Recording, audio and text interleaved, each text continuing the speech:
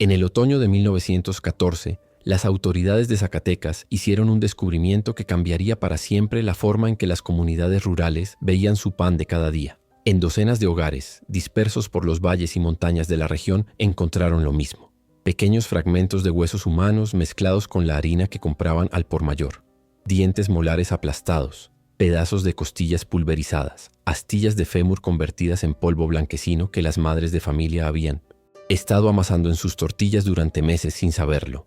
El horror no estaba en lo que encontraron, sino en comprender que toda esa harina especial provenía del mismo lugar, el próspero molino de la familia Molina, donde durante años habían estado moliendo mucho más que trigo. Pero antes de adentrarnos en los oscuros secretos que se escondían tras las piedras de ese molino maldito, suscríbete al canal y activa la campanita para no perderte las historias más escalofriantes de México que nadie más se atreve a contar. Dale like a este video si te gustan los misterios que ponen la piel de gallina y cuéntanos en los comentarios de qué ciudad y país nos estás escuchando. Queremos saber hasta dónde llegan nuestros valientes oyentes que se atreven con estos relatos. Y ahora regresemos al año 1911, cuando todo comenzó en los áridos campos de Zacatecas, donde el viento arrastraba más secretos que polvo. El estado de Zacatecas en 1911 era una tierra de contrastes brutales. Mientras las minas de plata habían enriquecido a unos pocos, la mayoría de la población rural luchaba contra la sequía, los bandidos y la pobreza extrema que había dejado la guerra de reforma. Los caminos serpenteantes que conectaban las pequeñas comunidades agrícolas eran arterias peligrosas frecuentadas por comerciantes desesperados, arrieros con sus recuas de mulas cargadas de mercancías y viajeros que transportaban sus escasas pertenencias de un pueblo a otro, buscando mejores oportunidades o simplemente sobrevivir. En este paisaje desolado, a unos 15 kilómetros al noreste de la ciudad de Zacatecas, se alzaba el molino de los Molina. La propiedad se extendía por varias hectáreas de terreno árido, cortado por un pequeño arroyo que bajaba desde las montañas y que proporcionaba la fuerza hidráulica necesaria para mover las enormes piedras del molino. La construcción principal era un edificio de adobe de 2 pisos con gruesos muros que habían resistido décadas de clima extremo. Las ventanas pequeñas y los techos bajos le daban un aspecto fortificado, más parecido a una fortaleza que a un centro de procesamiento de granos. Don Evaristo Molina había heredado el molino de su padre en 1908 junto con las deudas acumuladas durante años de malas cosechas. Era un hombre de 45 años, corpulento y de manos callosas, con una barba gris que siempre llevaba perfectamente recortada y unos ojos pequeños y calculadores que parecían evaluar constantemente el valor de todo lo que veían. Su esposa, doña Carmen Villanueva, era una mujer menuda, pero de carácter férreo, conocida en los pueblos cercanos por su habilidad para regatear hasta el último centavo y por su manera peculiar de sonreír, sin que la sonrisa llegara nunca a sus ojos. La familia se completaba con sus 2 hijos. Ramón, de 23 años, un joven alto y silencioso que había heredado la complexión robusta de su padre, pero poseía una mirada perturbadoramente vacía, como si algo esencial hubiera sido arrancado de su alma años atrás, y Esperanza, de 19 años, una muchacha que en otros tiempos habría sido considerada hermosa, pero cuyo rostro se había endurecido prematuramente, adoptando la misma expresión calculadora de sus padres. El molino de los Molina tenía una reputación excelente en la región. Procesaban trigo, maíz y otros granos para comunidades en un radio de 50 kilómetros y su harina especial. Una mezcla que, según don Evaristo, contenía ingredientes secretos que la hacían más nutritiva y sabrosa. Era especialmente codiciada por las familias más pudientes de pueblos distantes como Dolores Hidalgo, Sombrerete y Aguascalientes, lo que hacía el molino aún más atractivo para los viajeros. Era la reputación de hospitalidad de la familia. En una época donde los caminos estaban plagados de bandidos y las posadas eran escasas y caras, los Molina ofrecían alojamiento gratuito a los comerciantes y arrieros que pasaban por sus tierras. Don Evaristo había construido un pequeño cobertizo junto al molino principal con catres y mantas limpias donde los viajeros podían descansar por la noche antes de continuar su camino. Aquí todos los hombres de trabajo son bienvenidos, solía decir don Evaristo con su voz grave y acogedora mientras ayudaba a los recién llegados a descargar sus animales. En estos tiempos difíciles debemos cuidarnos unos a otros. Era una filosofía que había atraído a cientos de viajeros a lo largo de los años, hombres que llegaban cansados y agradecidos por encontrar un refugio seguro en medio de la desolación. La primera señal de que algo estaba terriblemente mal llegó en forma de una carta fechada el 15 de marzo de 1914. Doña Remedios Carrasco, la esposa de un comerciante de telas de León, Escribía al alcalde de Zacatecas con una preocupación que había estado carcomiendo su mente durante meses. Su esposo, don Aurelio Carrasco, había partido hacia Zacatecas el 12 de septiembre del año anterior, con una carga valiosa, telas finas importadas de Europa, sedas y brocados que había comprado en Eni, la capital, para vender en las tiendas más elegantes de la región minera. Era un viaje que había hecho docenas de veces sin problemas, siempre siguiendo la misma ruta que lo llevaba por el molino de los Molina, donde acostumbraba pasar la noche antes de llegar a su destino final. Pero don Aurelio nunca llegó a Zacatecas y nunca regresó a casa.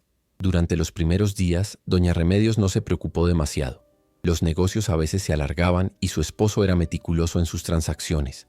Pero, cuando pasó la primera semana sin noticias, comenzó a enviar mensajeros a Zacatecas. Nadie había visto a don Aurelio. Ningún comerciante había sido contactado para comprar sus mercancías. Era como si hubiera desaparecido del mundo. Desesperada, doña Remedios contrató a un grupo de arrieros para que recorrieran el camino que solía tomar su esposo. Encontraron las huellas de su carreta hasta las inmediaciones del molino de los Molina, pero después de eso nada. Cuando preguntaron a don Evaristo por el paradero del comerciante, éste se mostró genuinamente preocupado. Claro que recuerdo a don Aurelio, había dicho quitándose el sombrero con respeto. Un hombre muy educado y trabajador. Pasó aquí una noche, cenó con nosotros y partió muy temprano la mañana siguiente. Dijo que tenía prisa por llegar a Zacatecas antes del mediodía.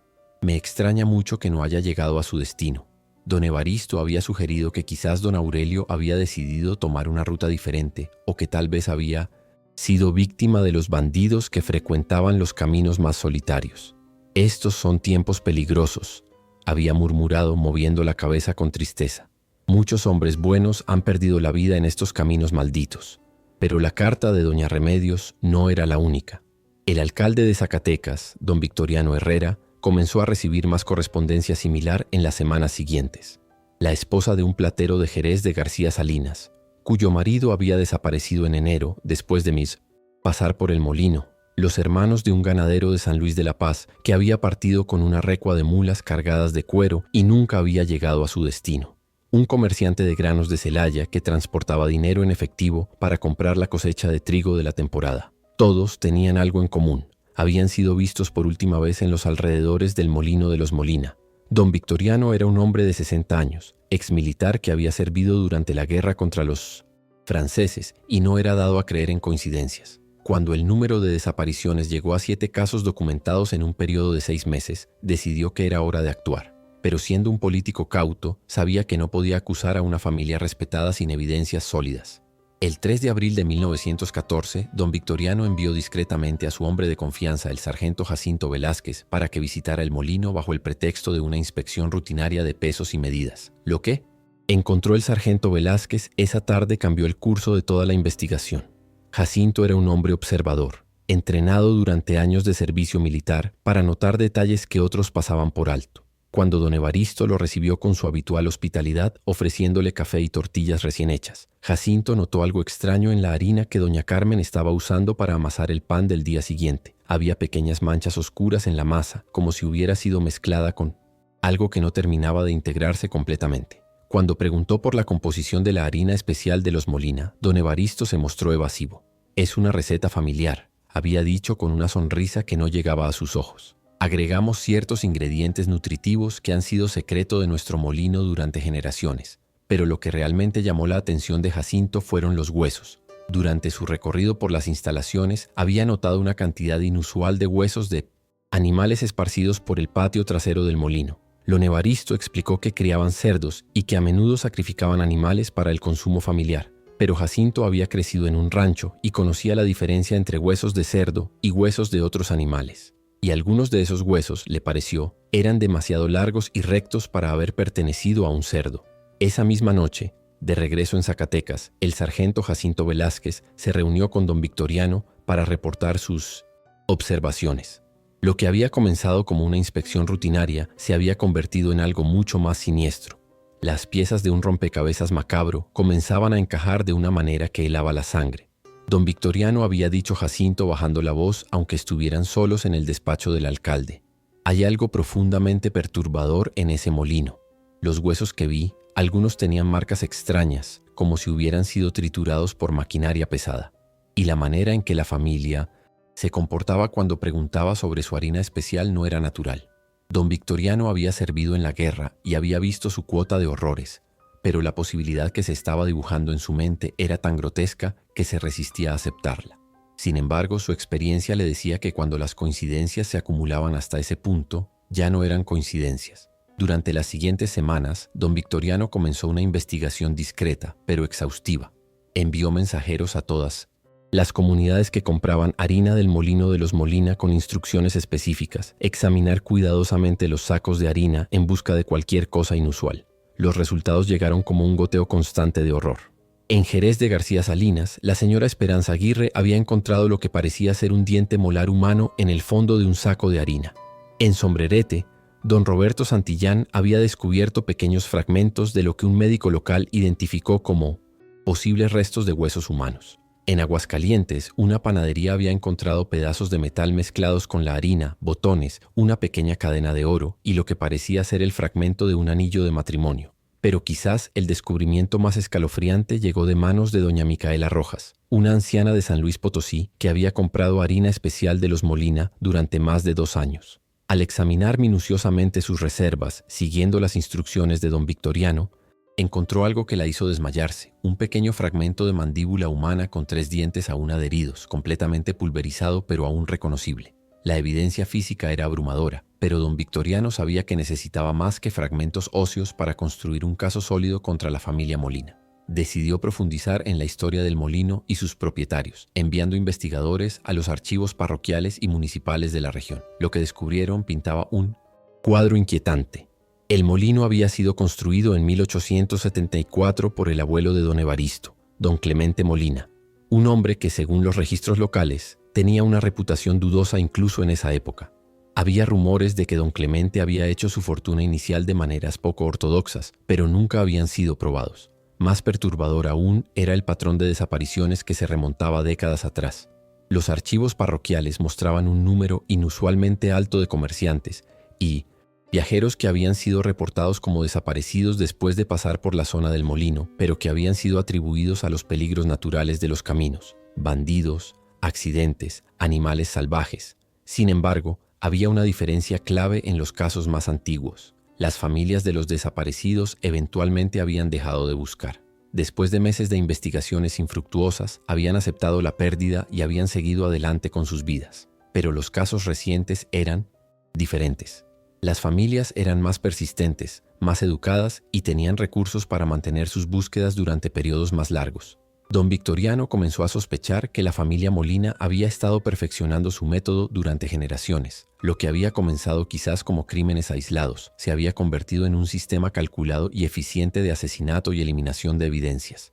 La pista que finalmente confirmaría sus peores sospechas llegó de una fuente inesperada. El padre Anselmo Guerrero, un sacerdote anciano que servía en una pequeña capilla a unos 30 kilómetros del molino. El padre Anselmo había estado siguiendo los reportes sobre las desapariciones y había comenzado a hacer sus propias preguntas. Durante sus visitas pastorales a las familias rurales de su parroquia, había comenzado a notar un patrón perturbador. Varias familias que compraban regularmente la harina especial de los Molina habían reportado pesadillas recurrentes, particularmente en los niños.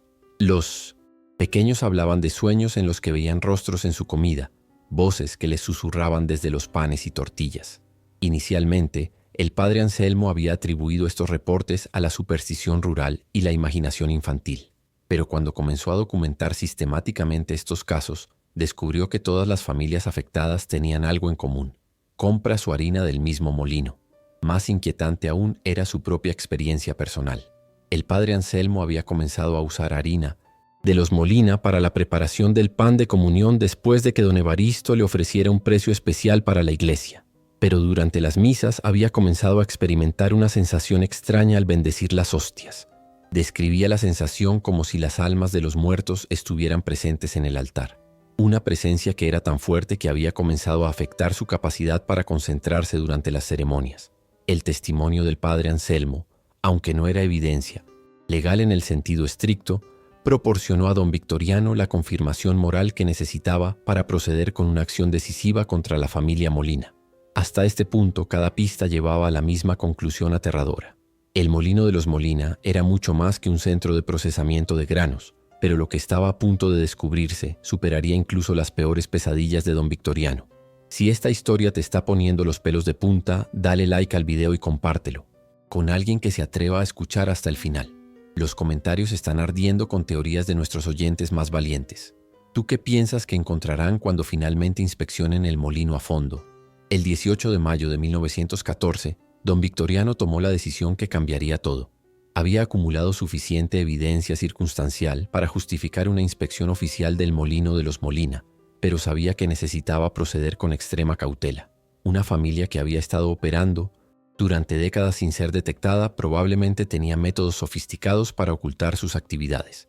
En lugar de llegar con una delegación oficial que podría alertar a los Molina, don Victoriano decidió usar la estrategia de la sorpresa. Organizó lo que parecía ser una visita social informal, llegando al molino acompañado únicamente por el sargento Jacinto Velázquez y don Emilio Rangel, un médico de Zacatecas que había sido discretamente informado sobre las sospechas y había acordado examinar cualquier evidencia física que pudieran encontrar. La llegada del grupo el 19 de mayo por la tarde no despertó sospechas inmediatas. Don Victoriano se presentó como un alcalde interesado en promover los negocios locales, y don Emilio fue introducido como un potencial cliente importante que buscaba un proveedor confiable de harina para un hospital que estaba ayudando a establecer en la capital del estado.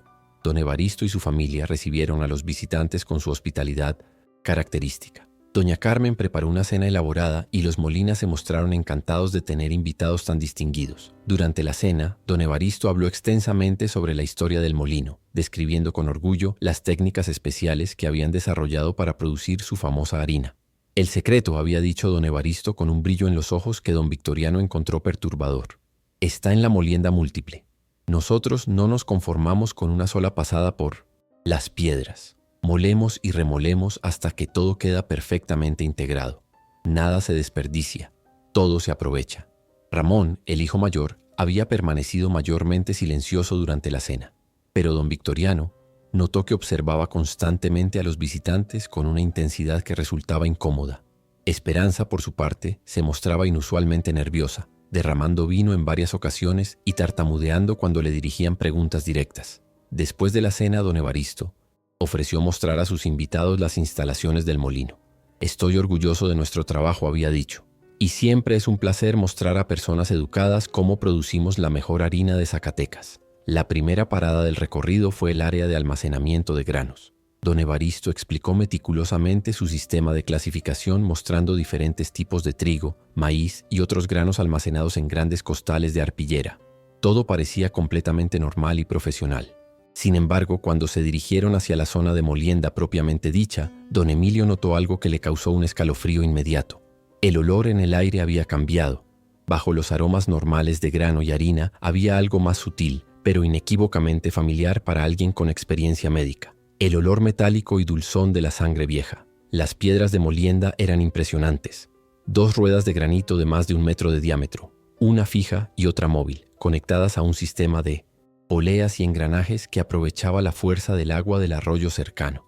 Don Evaristo explicó orgullosamente la mecánica del proceso, demostrando cómo los granos eran alimentados entre las piedras y gradualmente triturados hasta convertirse en harina fina. Pero don Emilio, con su ojo entrenado, notó inconsistencias inquietantes. Las piedras mostraban manchas que no parecían corresponder a granos molidos. Había residuos de color rojizo en algunas de las grietas del granito y pequeños fragmentos de lo que parecía ser material orgánico adherido a los bordes de las ruedas de molienda. Más perturbador aún era el sistema de canalización que llevaba la harina procesada hacia los contenedores de almacenamiento.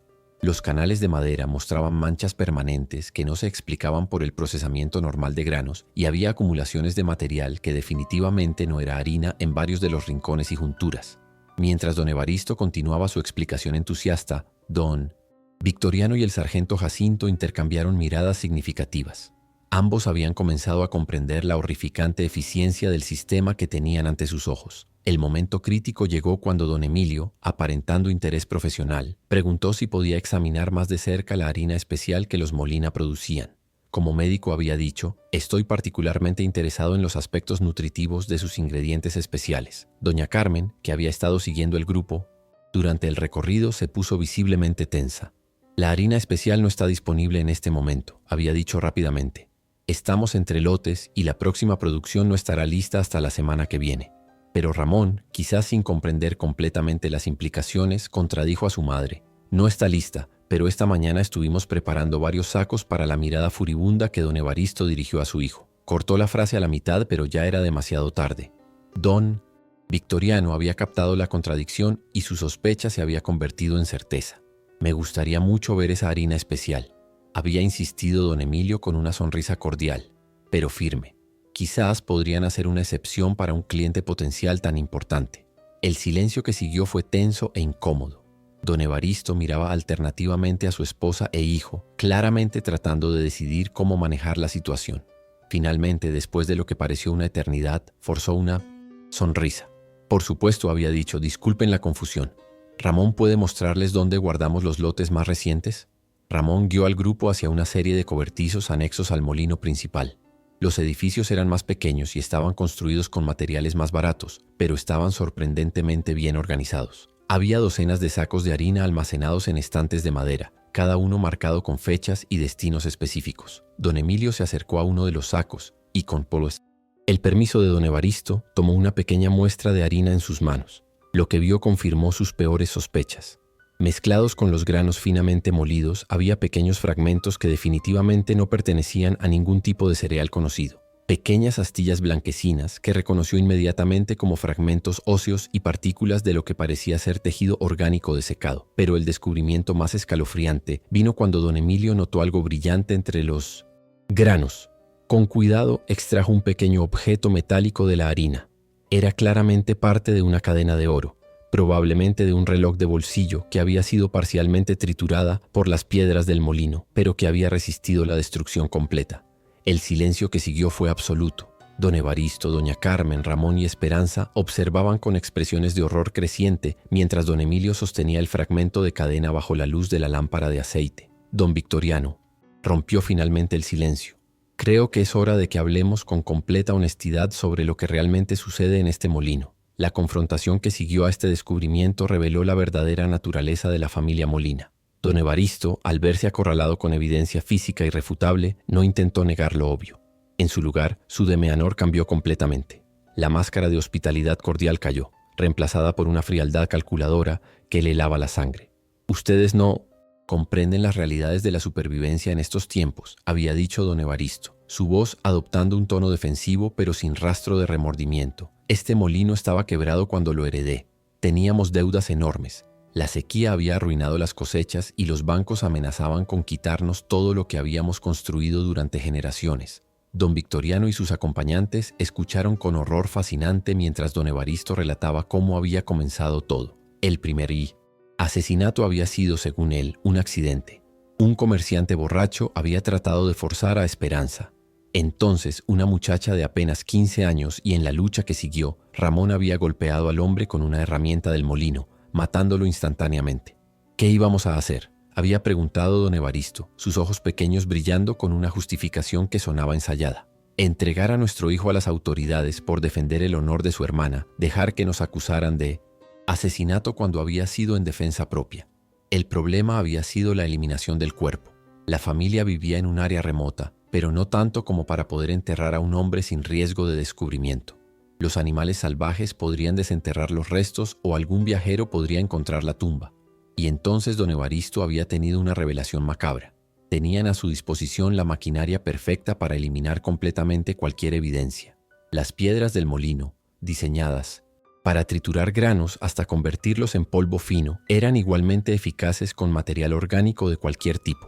Los huesos, la carne, incluso los objetos personales de metal blando, podían ser reducidos a fragmentos tan pequeños que se volverían irreconocibles cuando fueran mezclados con harina genuina.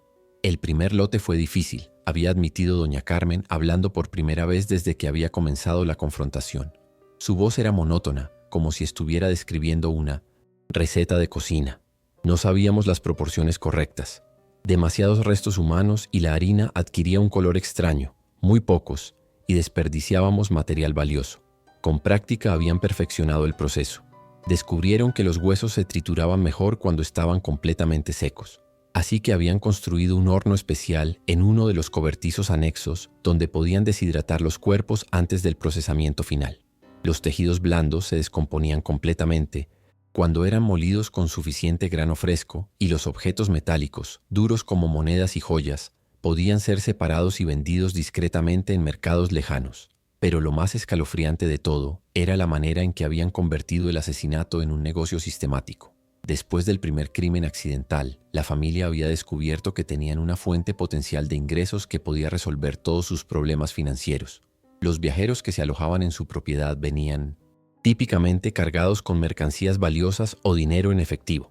Eran hombres que viajaban solos, cuyas rutas no eran conocidas con precisión por nadie más y que a menudo no tenían familias que los buscaran inmediatamente si desaparecían. Para una familia desesperada y sin escrúpulos, representaban una oportunidad irresistible. Ramón había explicado el método que habían desarrollado con una frialdad que helaba la sangre. Esperábamos hasta que estuvieran profundamente dormidos, había dicho. Su voz monótona, como si estuviera describiendo las tareas rutinarias de la granja. Papá había construido catrespeciales con tablones sueltos, un golpe rápido en la cabeza mientras dormían y nunca despertaban.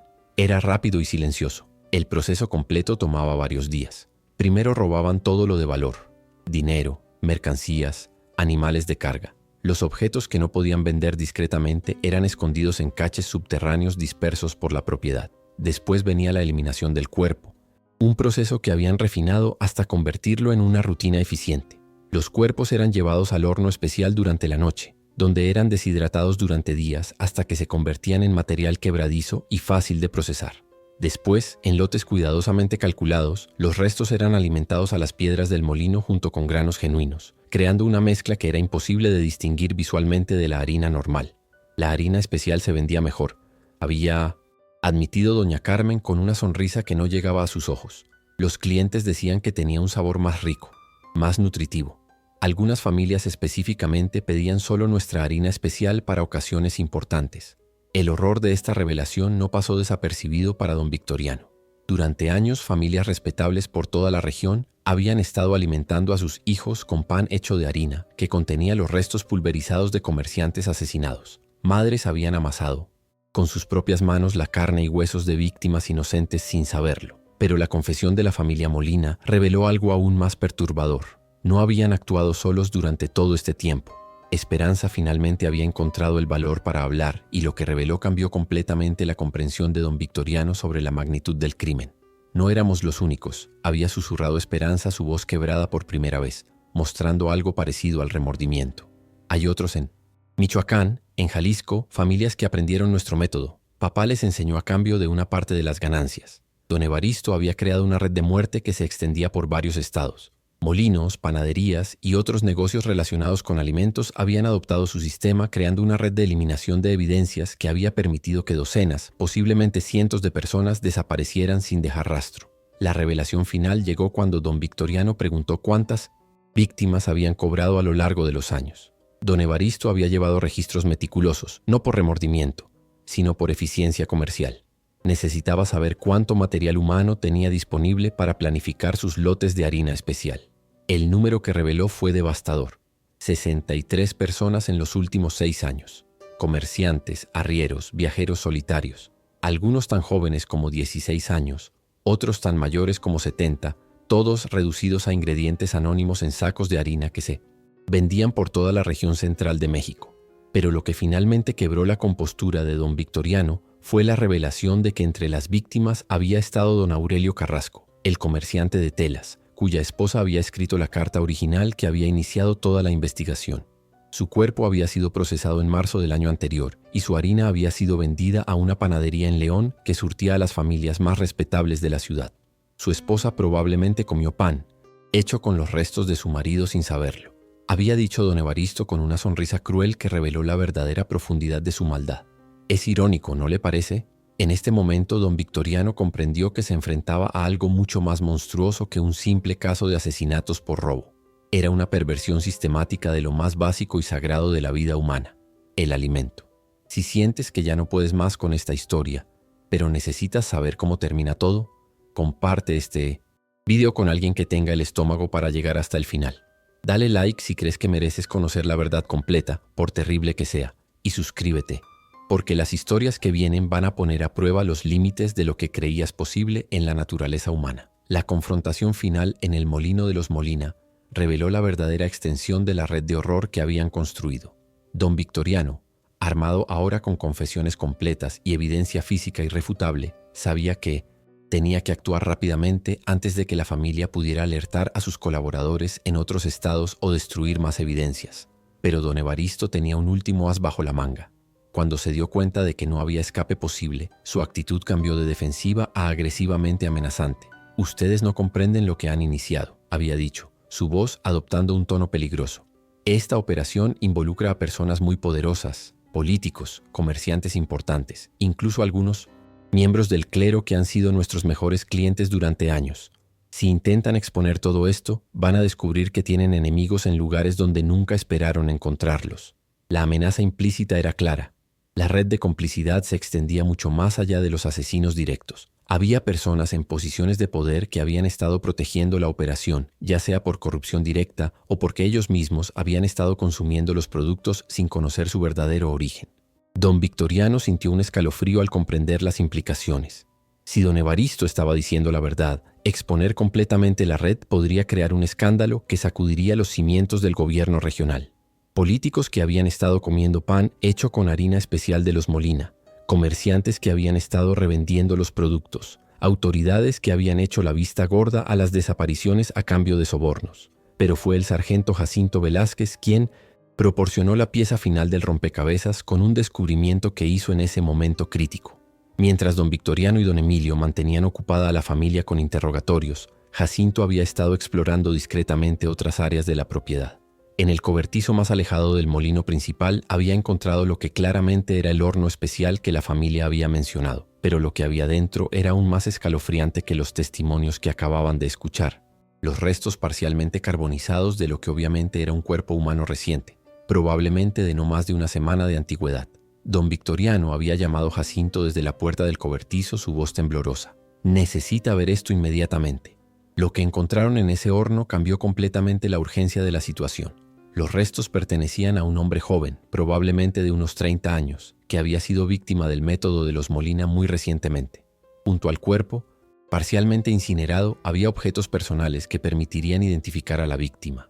Un anillo con iniciales grabadas, restos de ropa y una carta en un bolsillo que había resistido parcialmente las llamas. La carta, fechada apenas 10 días atrás, era de una mujer llamada Esperanza Quintana de San Luis Potosí, dirigida a su esposo Fernando, quien aparentemente había salido en un viaje de negocios hacia Zacatecas. La carta expresaba su amor y su esperanza de que regresara pronto a casa para conocer a su primer hijo, que había nacido durante su ausencia.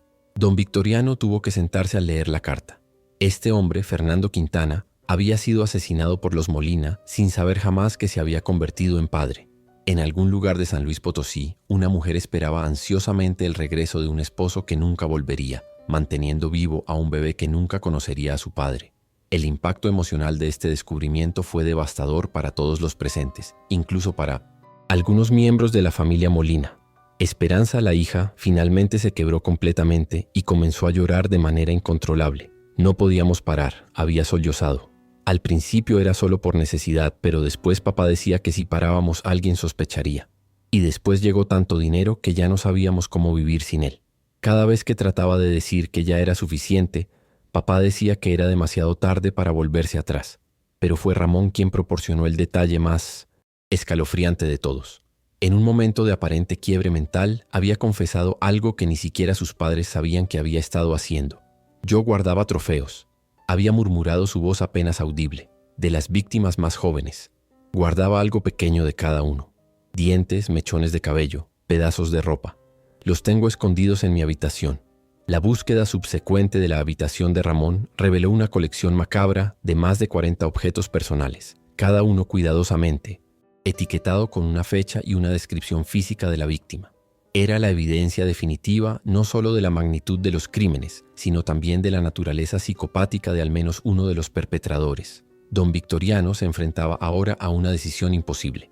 Tenía evidencia suficiente para arrestar a toda la familia Molina y probablemente garantizar su ejecución, pero también tenía la amenaza implícita de que exponer completamente la red podría implicar a figuras políticas importantes y crear un escándalo que podría desestabilizar toda la región. La decisión final llegó cuando don Emilio, después de examinar más cuidadosamente los restos de Fernando Quintana, hizo un descubrimiento médico que cambió todo. El hombre había sido torturado antes de morir.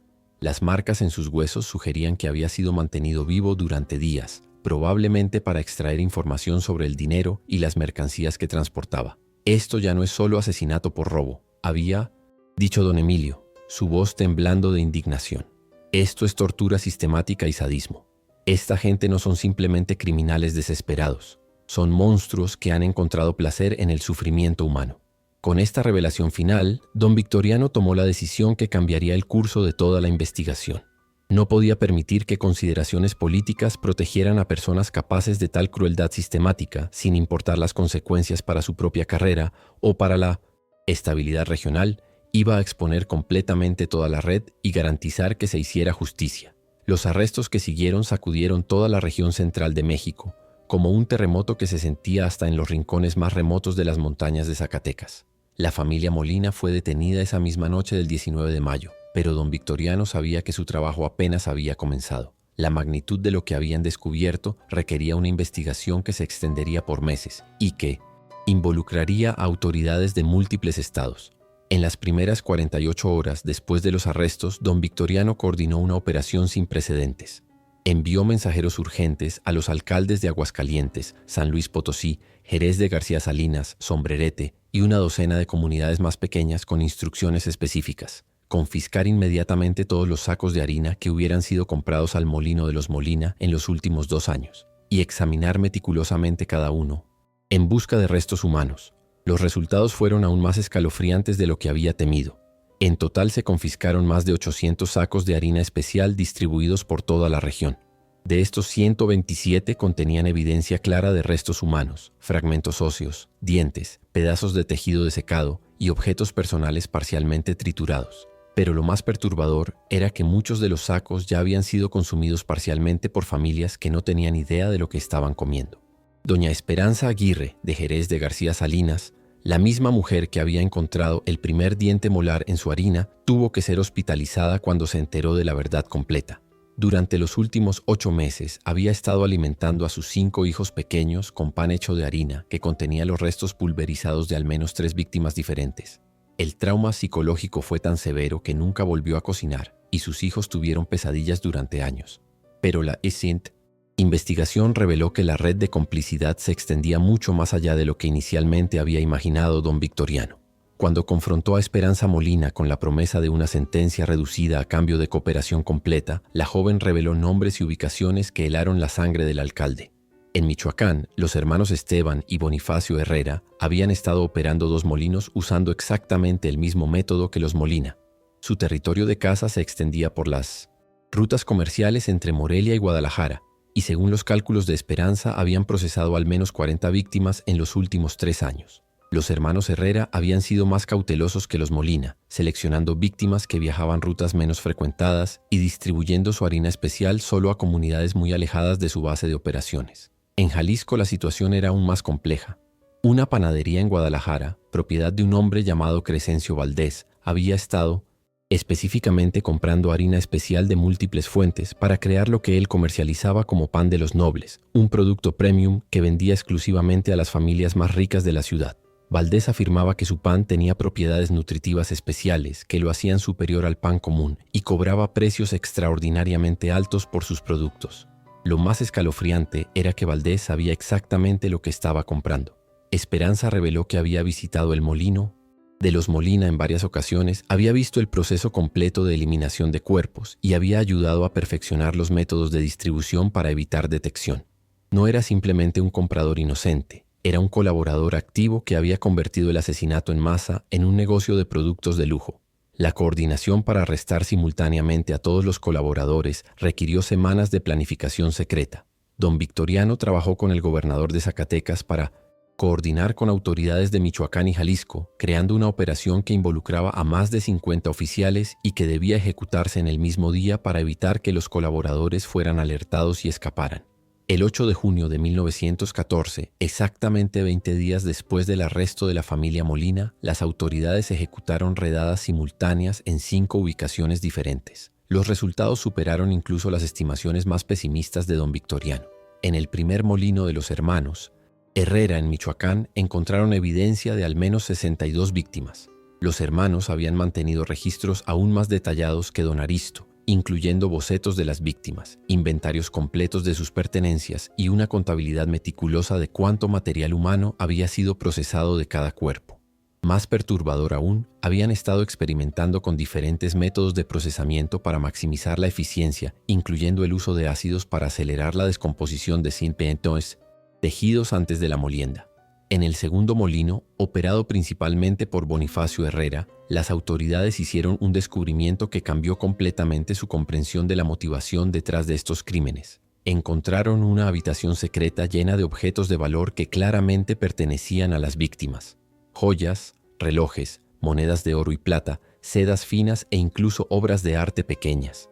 El valor total de estos objetos era enorme, suficiente para convertir a una familia campesina en terratenientes ricos. Pero lo que realmente impactó a los investigadores fue encontrar cartas, docenas de cartas escritas por las víctimas a sus familias, cartas que nunca habían sido enviadas porque los autores habían sido asesinados antes de poder hacerlo. Los hermanos Herrera las habían estado coleccionando como trofeos y algunas habían sido leídas tantas veces que el papel se estaba desintegrando.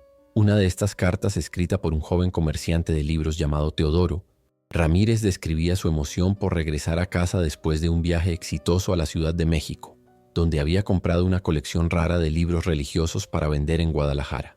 La carta mencionaba específicamente que llevaba suficiente dinero para comprar finalmente la casa donde planeaba vivir después de casarse con su prometida. Teodoro había sido asesinado 3 días antes de su cumpleaños y su prometida había estado esperando su regreso durante más de un año. En Guadalajara, el arresto de Crescencio Valdés reveló la verdadera magnitud de la perversión. Su panadería no solo había estado vendiendo pan hecho con harina especial a las familias más prominentes de la ciudad, sino que Valdés había estado cobrando precios premium, específicamente porque sabía el origen macabro de sus ingredientes. Había convertido el canibalismo involuntario en un símbolo de estatus social.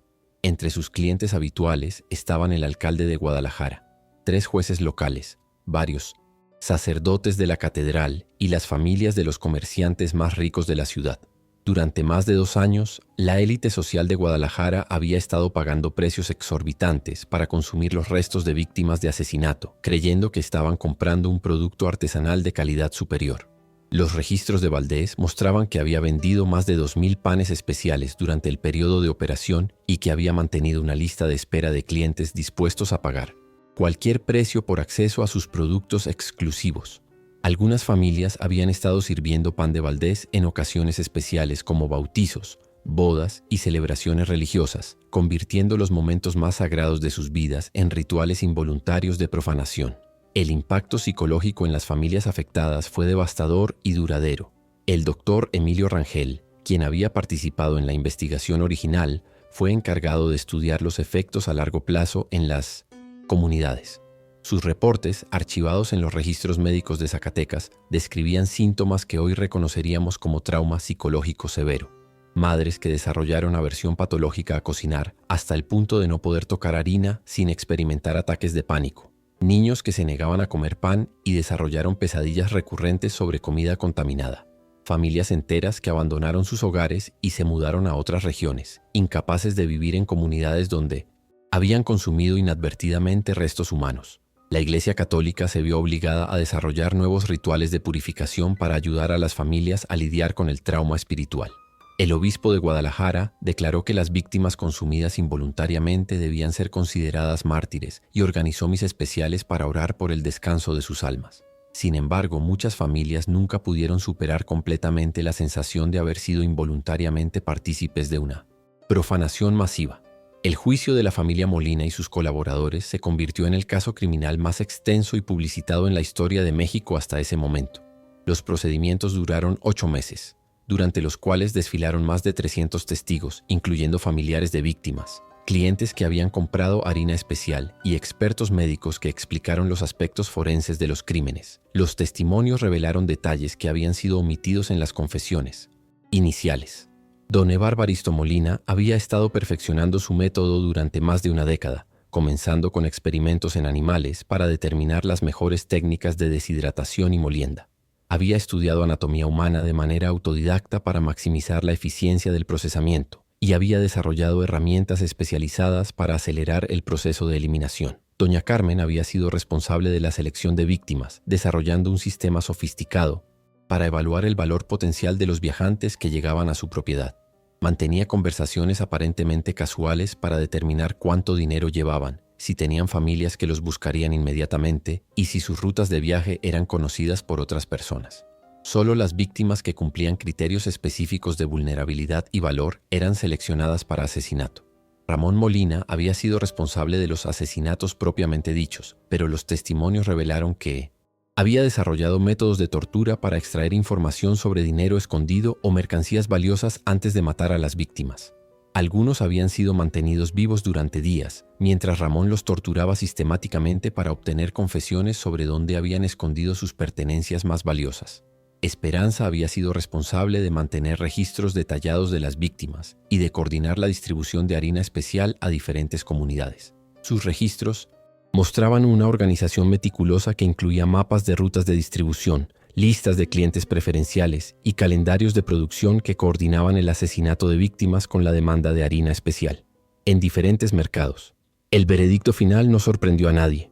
A don Evaristo y doña Carmen fueron condenados a muerte por asesinato múltiple, mientras que los hermanos Herrera y Crescencio Valdés recibieron la misma sentencia. Ramón fue declarado mentalmente incompetente, pero fue confinado de por vida a un asilo para criminales dementes.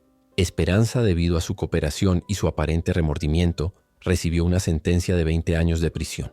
La ejecución de don Evaristo y doña Carmen se llevó a cabo en la plaza principal de Zacatecas el 15 de diciembre de 1914. Más de 10.000 personas llegaron desde toda la región para presenciar la justicia, incluyendo familias de víctimas que habían viajado durante días para ver a los asesinos de sus seres queridos enfrentar su castigo final. Según los reportes de los periódicos de la época, don Evaristo mantuvo su compostura hasta el final, pero en sus últimas palabras reveló una perspectiva que heló la sangre de los espectadores. No me arrepiento de lo que hice. En estos tiempos un hombre hace lo que debe hacer para sobrevivir. Ustedes me condenan porque tuvieron la suerte de no enfrentar las mismas circunstancias. Doña Carmen, por el contrario, se quebró completamente en sus últimos momentos. Gritó los nombres de las víctimas que recordaba, pidiendo perdón a las familias presentes, y murió sollando incoherentemente sobre el sabor de la muerte en cada comida. Las ejecuciones de los hermanos Herrera en Morelia y de Crescencio Valdés en Guadalajara atrajeron multitudes similares. El caso había capturado la imaginación mórbida de todo el país y los periódicos de la Ciudad de México enviaron corresponsales especiales para cubrir cada aspecto de los juicios y ejecuciones. Ramón Molina fue confinado al asilo de San Hipólito en la Ciudad de México, donde murió 3 años después en circunstancias que nunca fueron completamente aclaradas. Los registros del asilo mencionan que había desarrollado una obsesión con la comida, negándose a comer cualquier cosa que hubiera sido procesada o preparada por otras personas. Murió de desnutrición severa, aparentemente incapaz de distinguir entre comida normal y los horrores que había ayudado a crear. Esperanza cumplió 15 años de su sentencia de 20 años antes de ser liberada por buen comportamiento en 1929. Los registros oficiales muestran que cambió su nombre a María Soledad Vázquez y emigró a Los Ángeles, California, donde trabajó como empleada doméstica hasta su muerte en 1963. Nunca se casó, nunca tuvo hijos, y según las cartas que escribió a un sacerdote en México, nunca volvió a comer pan durante el resto de su vida. El impacto duradero del caso de los Molinas se extendió mucho más allá de las familias directamente afectadas. La revelación de que algo tan básico y esencial como el pan diario podía estar contaminado con horror humano, cambió fundamentalmente la manera en que las comunidades rurales mexicanas veían la confianza, la hospitalidad y los alimentos procesados. La tradición secular de ofrecer alojamiento gratuito a viajantes desconocidos, que había sido una piedra angular de la cultura mexicana rural durante siglos, prácticamente desapareció en muchas áreas. Las posadas comerciales experimentaron un auge sin precedentes, mientras las familias dejaron de confiar en la hospitalidad privada. Incluso décadas después, muchas comunidades mantenían listas de casas seguras verificadas por las autoridades locales donde los viajeros podían alojarse sin riesgo. El comercio de harina procesada también cambió radicalmente. Muchas familias comenzaron a moler sus propios granos en casa, y aquellas que continuaron comprando harina procesada desarrollaron sistemas elaborados de verificación de proveedores. Surgieron cooperativas de familias que compraban granos directamente de productores conocidos y operaban sus propios molinos comunitarios bajo supervisión rotativa. Las autoridades implementaron nuevas regulaciones para el comercio de alimentos procesados. Se establecieron sistemas de inspección regular para molinos y panaderías. Se requirieron licencias especiales para la venta de productos de harina y se crearon registros detallados de todas las transacciones comerciales de alimentos. Estas medidas, inicialmente desarrolladas en respuesta al caso Molina, eventualmente se convirtieron en la base del sistema moderno de regulación alimentaria en México. El molino de los Molina fue demolido por orden expresa del gobernador de Zacatecas y el terreno fue declarado maldito por la iglesia local. Las piedras del molino fueron arrojadas al fondo de un cenote profundo en la región y el sitio fue consagrado como memorial para las víctimas. Durante décadas ninguna construcción fue permitida en esa tierra e incluso hoy, más de 150 años después, los habitantes locales evitan el área. Don Victoriano Herrera continuó su investigación durante años después de las ejecuciones, tratando de identificar y contactar a las familias de todas las víctimas. Su trabajo meticuloso eventualmente permitió identificar a 89 de las 127 víctimas confirmadas de toda la red. Para cada familia contactada, don Victoriano proporcionó no solo confirmación de la muerte de su ser querido, sino también cualquier objeto personal que hubiera sido recuperado de los escondites de los asesinos. El proceso de entregar estos objetos personales a las familias fue quizás la parte más emotiva de toda la investigación. Viudas que recibían los anillos de matrimonio de sus esposos, madres que recuperaban medallas religiosas que habían dado a sus hijos antes de partir en sus viajes fatales, hijos que tocaban por última vez los relojes de bolsillo de padres que nunca conocieron. Una de las entregas más conmovedoras fue la de una pequeña Biblia que había pertenecido a Fernando Quintana, el joven padre que había sido asesinado sin saber que había tenido un hijo. Su viuda, Esperanza Quintana, había mantenido viva la esperanza de su regreso durante más de un año. Cuando don Victoriano llegó a su casa en San Luis Potosí con la Biblia y la confirmación de la muerte de su esposo, encontró a una mujer que había envejecido prematuramente, pero que seguía cuidando a su bebé con la esperanza de que algún día pudiera contarle sobre su padre. La Biblia contenía notas escritas por Fernando durante su viaje, incluyendo oraciones por el bienestar de su esposa embarazada y expresiones de gratitud por la bendición que esperaba encontrar al regresar a casa. La última entrada escrita la noche antes de llegar al molino de los Molina decía: «Mañana estaré en casa y podré conocer a nuestro hijo. Que Dios bendiga esta familia que estamos construyendo». Don Victoriano estableció un fondo especial para ayudar a las familias de las víctimas, financiado con el valor de los objetos recuperados que no pudieron ser devueltos a familias específicas.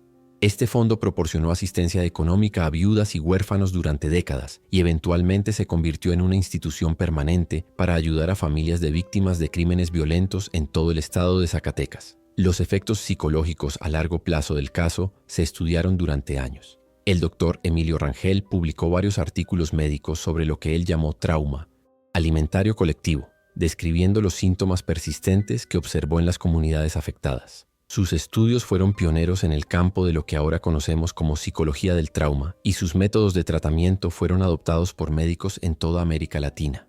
Generaciones de niños crecieron escuchando la historia de los Molina como una advertencia sobre los peligros de confiar en extraños. La historia se convirtió en parte del folclore local, transmitida de madres a hijos, como una lección sobre la importancia de la vigilancia y la verificación.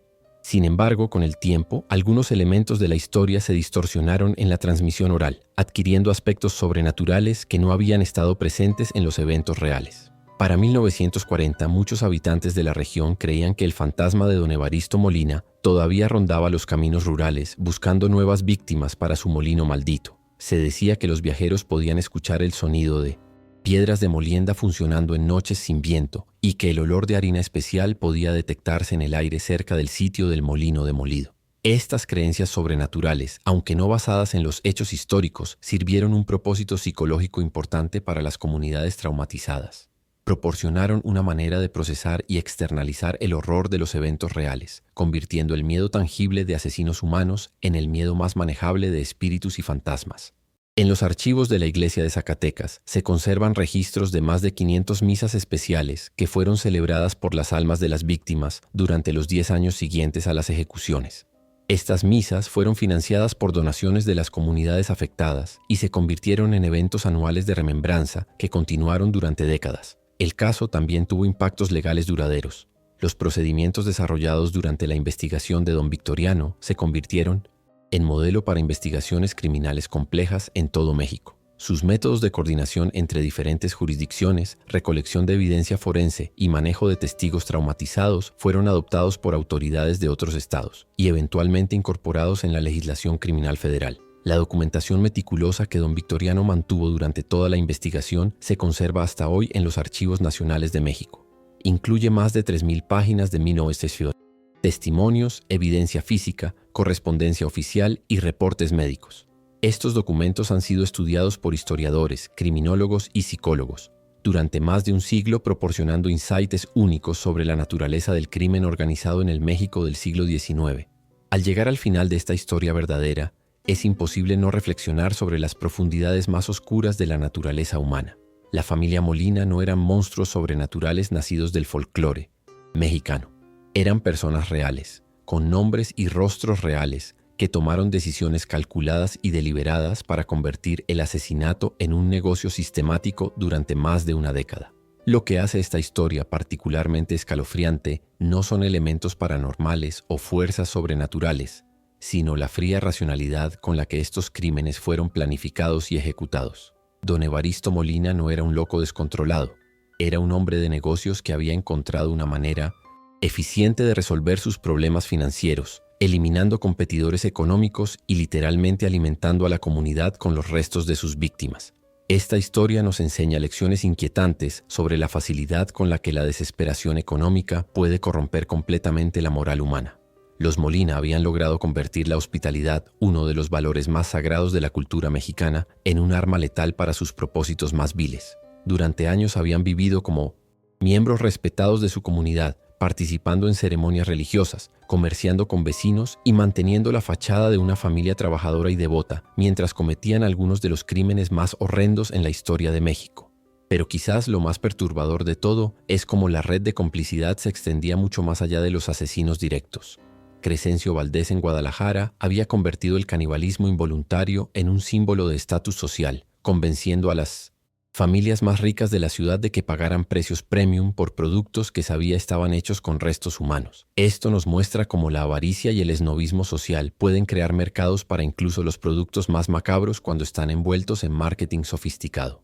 La historia también revela la vulnerabilidad de las sociedades rurales del siglo XIX, donde la falta de comunicación rápida y la ausencia de sistemas de verificación permitían que redes criminales operaran durante años sin detección. Los viajeros comerciantes de esa época dependían completamente de la hospitalidad de extraños, sin manera de verificar la seguridad de las personas en quienes confiaban sus vidas. En nuestros tiempos modernos, con sistemas de comunicación instantánea, bases de datos criminales y tecnología forense avanzada, podríamos pensar que crímenes como los de la familia Molina serían imposibles de perpetrar durante periodos tan largos.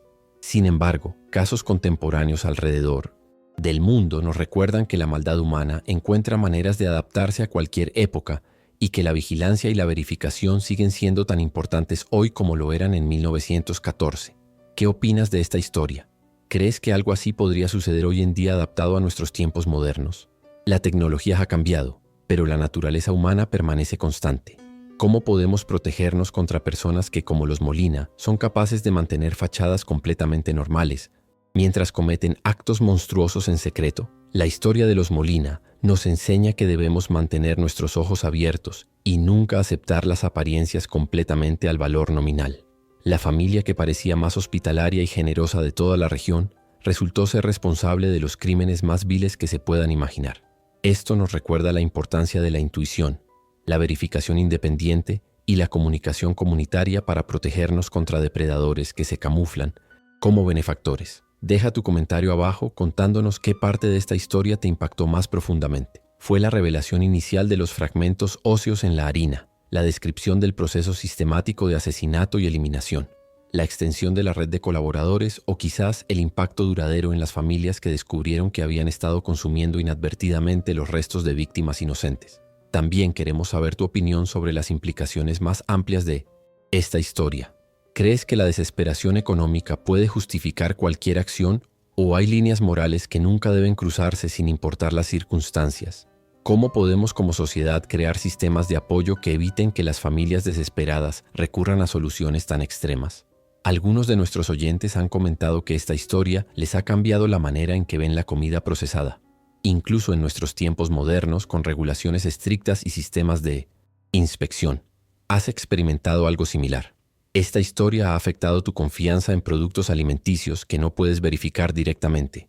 Si esta historia te ha mantenido completamente absorto hasta el final, y si sientes que mereces conocer más historias reales de terror mexicano que la mayoría de la gente prefiere olvidar, entonces este canal es definitivamente para ti. Tenemos docenas de casos reales meticulosamente investigados y documentados que exploran los rincones más oscuros de la historia mexicana. Suscríbete al canal y activa la campanita para no perderte ninguno de estos relatos escalofriantes que van mucho más allá de las leyendas urbanas típicas. Estamos hablando de casos reales con nombres reales, fechas reales y documentación histórica que puedes verificar si tienes el valor de investigar por tu cuenta. Dale like a este video si crees que mereces acceso a historias que la mayoría de los canales no se atreven a contar con este nivel de detalle y autenticidad. Y compártelo con alguien que aprecie la historia real, sin censura, sin edulcorar y sin los elementos sobrenaturales añadidos que muchas veces distorsionan los hechos verdaderos. En los comentarios cuéntanos también de qué ciudad y país nos estás escuchando. Estamos construyendo una comunidad de oyentes valientes de toda América Latina y España que aprecian estas historias reales de terror histórico. Es fascinante ver hasta dónde llegan nuestros relatos y cómo resuenan con personas de diferentes culturas y países. Si tienes estómago para más historias como esta, te recomendamos especialmente nuestro próximo video sobre el caso del Hospital de San Juan de Dios en Puebla, donde durante la epidemia de cólera de 1873, el personal médico desarrolló métodos experimentales de tratamiento que resultaron ser más terribles que la enfermedad misma. Es otra historia completamente real documentada en archivos oficiales que te va a hacer cuestionar todo lo que creías saber sobre la medicina del siglo XIX.